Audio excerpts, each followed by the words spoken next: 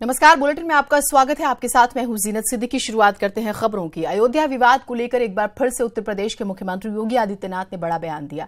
एक news channel के कार्यक्रम के दौरान उन्होंने कहा है कि कोर्ट यदि इस मामले को उन्हें सौंप दे तो 24 घंटे में इसका निपटारा कर देंगे। इसके साथ ही उन्होंने ये भी कहा है कि राम मंदिर जनता के सब्र का बांध कभी भी टूट सकता है राम मंदिर को लेकर, और अगर सुप्रीम कोर्ट इस विवाद पर जल्द फैसला सुनाने में असमर्थ है तो कोर्ट ये मामला उन्हें सौंप दे।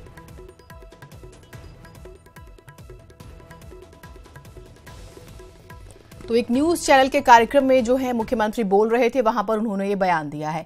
उनका कहना यह है कि जनता के सब्र का बांध टूट रहा है और अगर सुप्रीम कोर्ट असमर्थ है तो उन्हें ये मामला सौंप दे। हालांकि इस बयान को अगर आप समझने की कोशिश करें तो एक प्रश्न भी है कि क्या सुप्रीम कोर्ट को लेकर मुख्यमंत्री योगी आदित्यनाथ जो है उनको लगता है कि कोर्ट वाकई असमर्थ है? सुप्रीम कोर्ट अपने तरीके से काम करता है, ये भी उतनी ही दुरुस्त बात है। और नाराजगी जनता की सरकार के प्रति, उन नेताओं के प्रति ज्यादा है जिन्होंने राम मंदिर को लेकर बयानबाजियां की हैं। अजीत हमारे साथ, हमारे सहयोगी जुड़े हुए हैं। अजीत, इस बयान को किस तरह से देखा जाए, क्योंकि सुप्रीम कोर्ट जो है अपने हिसाब से काम करेगा, कर भी रहा है, और फिर इस तरह के बयान।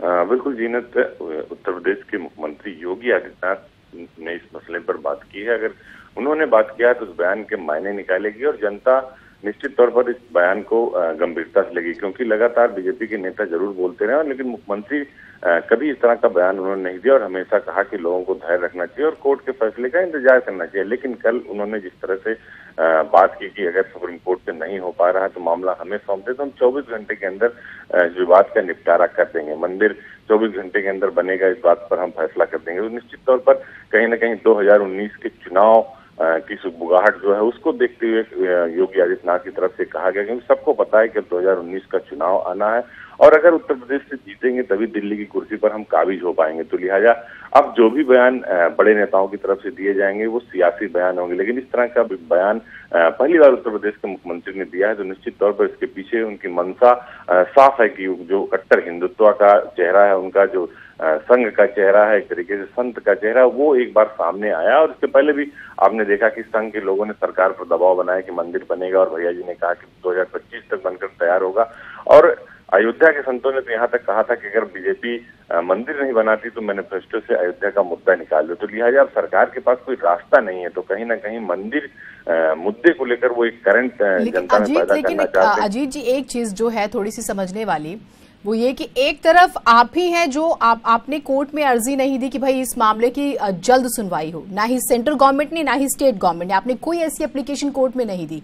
दूसरी बात ये कि क्या जो लोग नाराज हैं, जो बार बार सवाल करते हैं, आप वायदे करके आए थे, आपने उस पर कुछ नहीं किया और आप आखिर में अब ये बातें कह रहे हैं, क्योंकि आपके ऊपर सबसे ज्यादा दबाव संघ का, आपके ऊपर सबसे ज्यादा दबाव जनता का है और आपके जहन में 2019 तो है ही। खैर, बिल्कुल आपने सही बात कही कि इनके ऊपर दबाव था और इनकी जिम्मेदारी थी। अगर आपने उसको अपने मैनिफेस्टो में शामिल किया था लेकिन उसको नहीं कर पाया, और खुद प्रधानमंत्री ने कहा कि हमें फैसले का इंतजार करना चाहिए और हम कोई ऐसा अध्यादेश लाने वाले नहीं है। लेकिन संत और बीजेपी के कई बड़े नेता इस बात को दोहराते रहे कि अध्यादेश लाना चाहिए, कई मुद्दों पर अध्यादेश लाया गया, तो इस पर क्यों नहीं लाया जा सकता।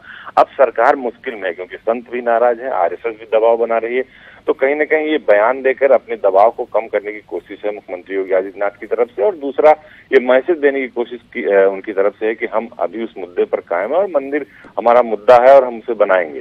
जीनत, एक और चीज की, अगर कोर्ट इजाजत दे तो 24 घंटे में बन जाएगा। हम ये भी जानते हैं कि तोड़ना कितना आसान होता है और बनाना कितना मुश्किल होता है। हमने शिवसेना की पूरी एक्टिविटी देखी, कार सेवक भी पहुंचते हैं, सारी चीजें हम देखते हैं, लेकिन वो चीज नजर नहीं आई। दूसरा, सुप्रीम कोर्ट के लिए जब इस तरह की बात कही जाती है तो क्या मैसेज जाएगा?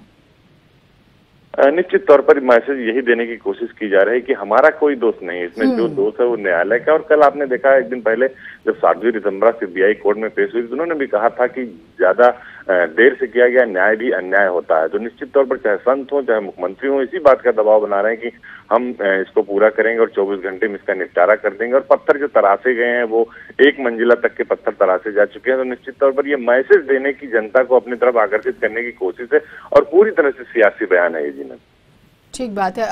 अजीत, एक और चीज की क्या रिएक्शंस आने शुरू हुए हैं, क्योंकि जो जिस तरह का ये स्टेटमेंट है इस पर रिएक्शंस भी आएंगे? निश्चित तौर पर जो विपक्षी दल हैं वो उनके रिएक्शन आएंगे। इसके अलावा जो और मुस्लिम पक्षकार हैं, इकबाल अंसारी हैं अयोध्या में, जो बार बार इस बात को कहते हैं कि कोर्ट फैसला करे, आज करे, कल करे, अभी करे, हम फैसले को मानेंगे, 70 साल के सबूतों के आधार पर फैसला होगा और नेताओं को इस तरह की बयानबाजी नहीं करनी चाहिए। निश्चित तौर पर दो पक्षकारों के साथ साथ जो सुन्नी वक्फ बोर्ड है उसकी तरफ से भी रिएक्शन आएगा आज, और ये देखना होगा कि अभी इस बयान को लेकर उत्तर प्रदेश की सियासत या देश की सियासत में विपक्ष किस तरीके से केंद्र की सरकार और उत्तर प्रदेश की बीजेपी सरकार को निशाना बनाती है। जी नहीं, ठीक, बहुत शुक्रिया आपका, आप हमारे साथ जुड़े। कुल मिलाकर जो है अब ये बात है कि बयान आया है इस तरह का, तो रिएक्शंस भी आएंगे और ये मान के चलिए कि अब वाद विवाद राम मंदिर के मुद्दे पर बहुत ज्यादा होगा। इलेक्शन का ईयर है, तो ये एक चीज है जो गांठ बांध लीजिए। नेशनल ट्रस्ट सर्वे के जरिए न्यूज 18 की टीम ने 2019 में राम मंदिर के हर एक पहलू पर जनता की नब्ज टटोलने की कोशिश की। सर्वे से साफ हो गया कि राम मंदिर मुद्दे को लेकर लोगों के मन में वास्तव में चल क्या रहा है।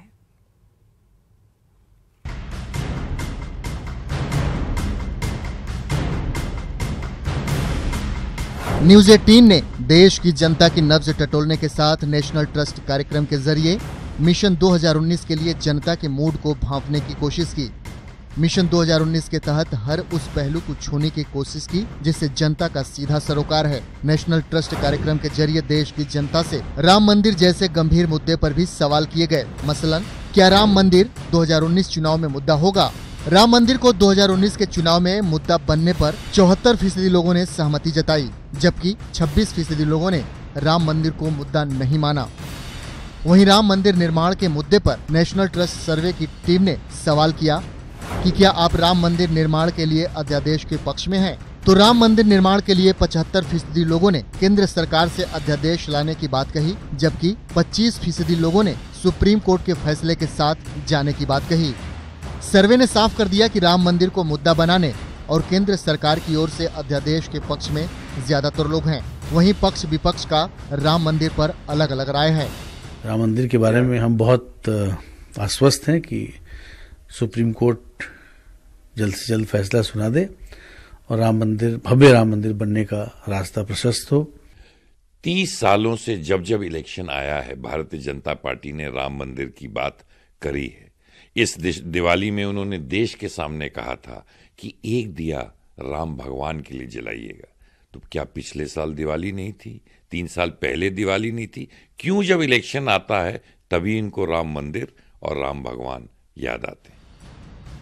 सियासी दलों का राम मंदिर निर्माण पर जो भी मत हो, लेकिन नेशनल ट्रस्ट सर्वे में ये साफ हो गया कि यूपी और बिहार में लोगों ने सांप्रदायिक सौहार्द बनाने में बीजेपी को बेहतर माना है। साथ ही सर्वे से ये भी पता चल गया कि 2019 में विकास ही बड़ा मुद्दा होगा, क्योंकि केवल 15% लोगों ने ही सांप्रदायिकता को मुद्दा बनाया है।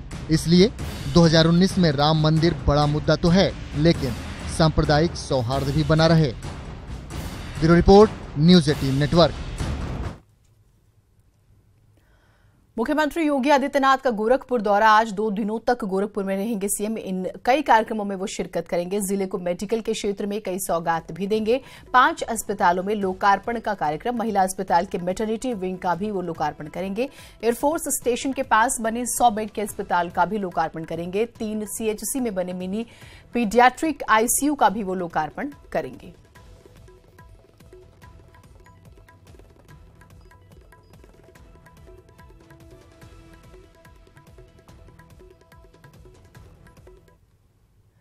उधर प्रधानमंत्री मोदी आज 52वें बार मन की बात करेंगे और देशवासियों से अपने विचार साझा करेंगे।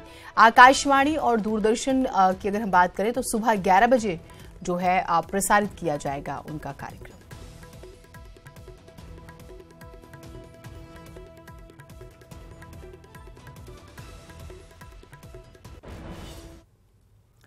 समाजवादी पार्टी से अलग होकर यूपी के रण में अकेले ताल ठोक रहे शिवपाल यादव ने फिरोजाबाद सीट से लोकसभा चुनाव लड़ने का ऐलान किया है। रिपोर्ट देखिए आप।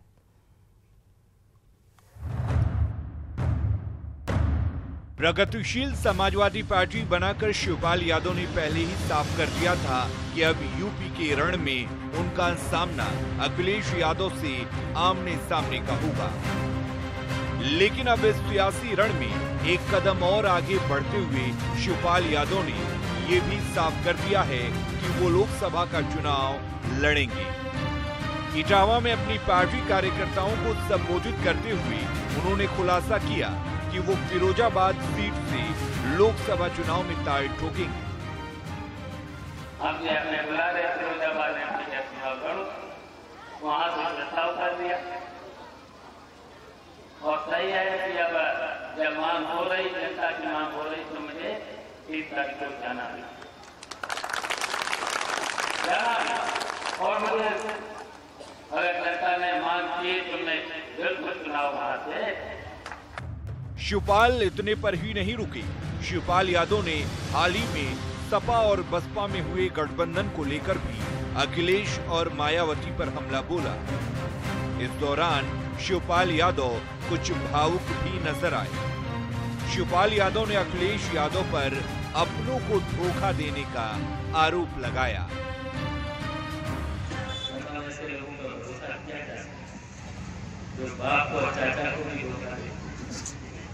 क्या क्या नहीं किया मैंने, क्या क्या नहीं किया, आप लोग तो सब लोग जानते हैं। पढ़ाई से लेकर के क्या क्या, कैसे कैसे पढ़ाने से लेकर के क्या क्या किया। आपको बता दें कि फिरोजाबाद सीट से सपा महासचिव रामगोपाल यादव के बेटे अक्षय यादव सांसद हैं। शिवपाल यादव के फिरोजाबाद सीट से लोकसभा चुनाव लड़ने के बयान पर सपा महासचिव रामगोपाल यादव ने कहा है कि कोई भी कहीं से चुनाव लड़ सकता है। अच्छा तो पहले से की है, वो तो लड़ेगा ही।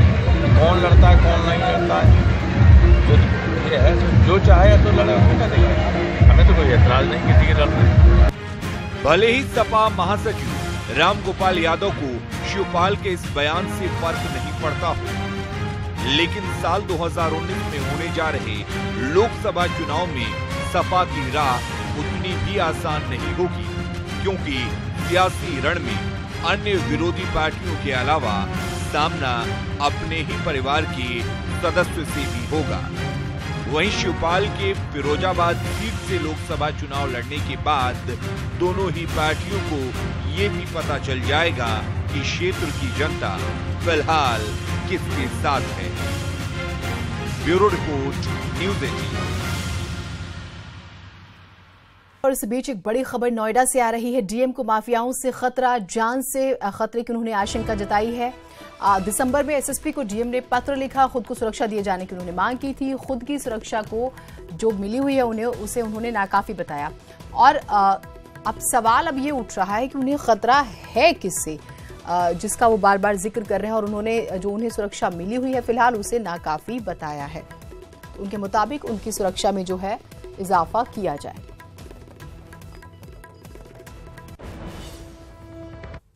आज और कल यानी 27 और 28 जनवरी को पुलिस और पीएसी कांस्टेबल के 49,568 पदों के लिए लिखित परीक्षा का आयोजन हो रहा है। इस परीक्षा में 31,360 आरक्षी नागरिक पुलिस और 18,208 आरक्षी पीएसी पद के लिए कुल 19,38,000 अभ्यर्थी परीक्षा में शामिल हो रहे हैं, जिसको लेकर लखनऊ के 62 केंद्रों सहित 35 जनपदों में 720 परीक्षा केंद्रों पर यह परीक्षा 2 पालियों में आयोजित हो रही है।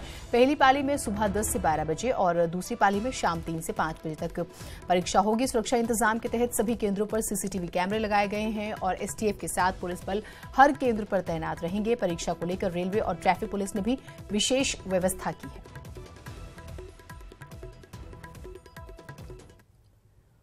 और अब बात करेंगे कुंभ की।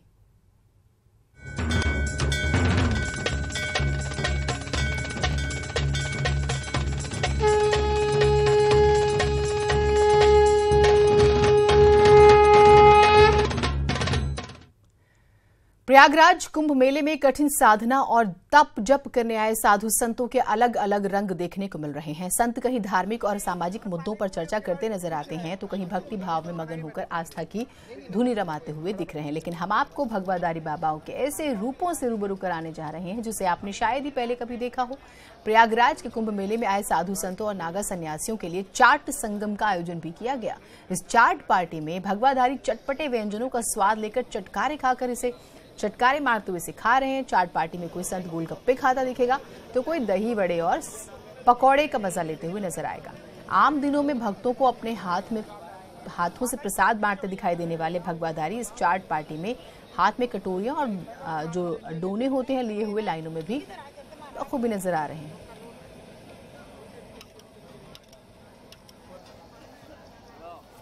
मुश्ताक आमिर हमारे साथ हमारे सहयोगी जुड़े हुए हैं। मुश्ताक, हमने बेहद ही खूबसूरत तस्वीरें देखी ऐसी जो पहले अब हम कह भी रहे हैं अपने दर्शकों को, उन्होंने नहीं देखी होगी। भाई साधु संत भी जो है इस तरह के चटपटे व्यंजनों का लुत्फ उठा रहे हैं, लेकिन अब क्योंकि अब सुबह सुबह हम बहुत खूबसूरत तस्वीरें प्रयागराज से अपने दर्शकों को दिखाते हैं, आज किस तरह का नजारा है, क्या कुछ खास आज होगा?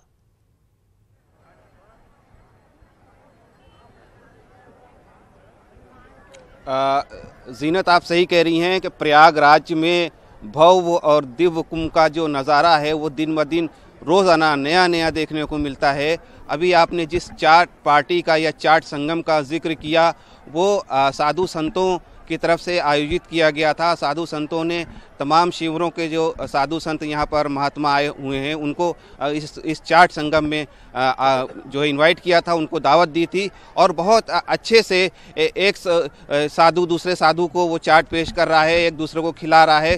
तो एक तरह से देखा जाए तो संगम में कुंभ में ये चाट संगम का नज़ारा बिल्कुल अद्भुत था और एक तरह से नया भी था। आमतौर से ये देखा जाता है कि साधु संत अपनी तरफ से प्रसाद बांटते हैं और लोग उसको ग्रहण करते हैं, लेकिन यहाँ जब चाट संगम हुआ तो साधु संत गोलगप्पे खाते हुए दिखाई दिए और चाट मटर खाते हुए दिखाई दिए, टिक्के खाते हुए दिखाई दिए, आलू टिक्के खाते हुए दिखाई दिए। तो तरह तरह की जो चाट है वो खाते हुए दिखाई दिए और एक हल्का फुल्का सा लाइट वीन का माहौल था। तो ये भव्य और दिव्य कुंभ का एक हिस्सा ये भी है कि यहाँ पर साधु संत जो हैं वो बिल्कुल आम लोगों में घुल मिल से गए हैं और बिल्कुल वो भक्तों के साथ एक तरह से अध्यात्म का जो है वो पूरा आनंद ले रहे हैं। भक्त भी जो हैं उनके साथ हैं और इस तरह से ये जो चाट पार्टी का आयोजन किया गया था, चाट संगम का आयोजन किया गया था, इसमें बड़ी तादाद में जो है साधु संतों ने हिस्सा लिया और लोगों ने। थोड़ी सी बंदिश है, आपने खूबसूरत तस्वीरें हमें दिखाई, बहुत शुक्रिया आप हमारे साथ जुड़े। और अभी भी हम देख भी रहे थे मुश्ताक के पीछे काफी लोग थे और उत्साह तो खैर कम ही नहीं होता, जगह ही ऐसी है। कुंभ की हम बात करें तो एक माहौल ऐसा ही होता है। हमारी पहुंच आपकी ताकत है। न्यूज 18 यूपी को देखने के लिए आप लॉग इन कर सकते हैं news18up.com, फेसबुक पेज है /news18up। आप हमें ट्विटर पे भी फॉलो कर सकते हैं @news18up और हमारा यूट्यूब चैनल है /news18up उत्तराखंड। एक छोटा सा ब्रेक लेते हैं, ब्रेक के बाद सुप्रभात उत्तराखंड।